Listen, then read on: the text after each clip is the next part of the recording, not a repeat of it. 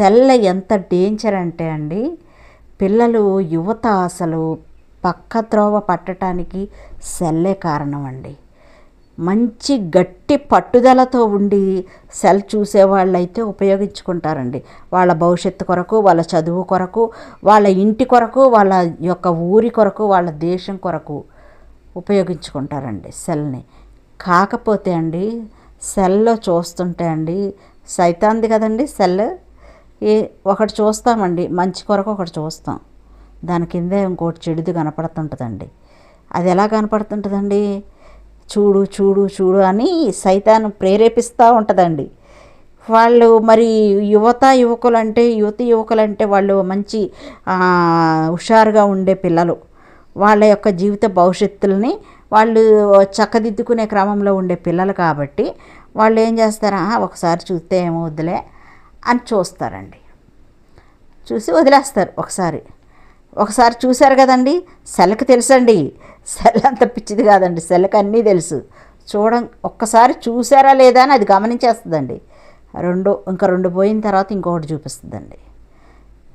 ఒకటి చూశారు కదండి, ఇదేంటో అని అది చూస్తారండి. అది చూశారు అని అంటే సెల్ సాతాను యొక్క ప్రభావం దాని మీద ఎక్కువ ఉంది కాబట్టి అది ఇంకొక 4 పోయాక ఇంకొక 2 చూపిస్తుందండి. అలా యువతుల్ని పాడు చేసేది ఈ సెల్లో ఉండేయేనండి.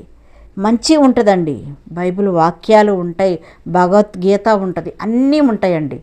కానీ అండి, అది మాత్రం సాతాన్ ప్రేరేపితమైనదే సెల్. నేను చెప్పే వరకైతే అండి ఏంటంటే అండి, అది చూస్తారండి, దాన్ని చూసి దాని ప్రలోభాలకు లోబడిపోయి వారి భవిష్యత్తుని పాడు చేసుకుంటున్నారండి.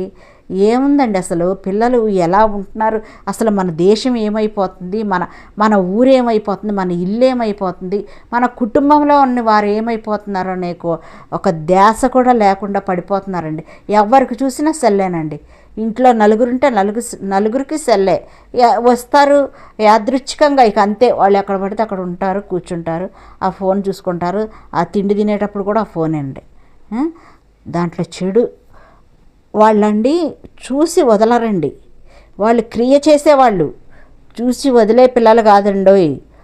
అట్లా చూసి అవి చేస్తే ఏమవుద్ది అని చేసేవాళ్ళు. అది చేస్తే ఏమవుద్దో మీకు తెలుసండి.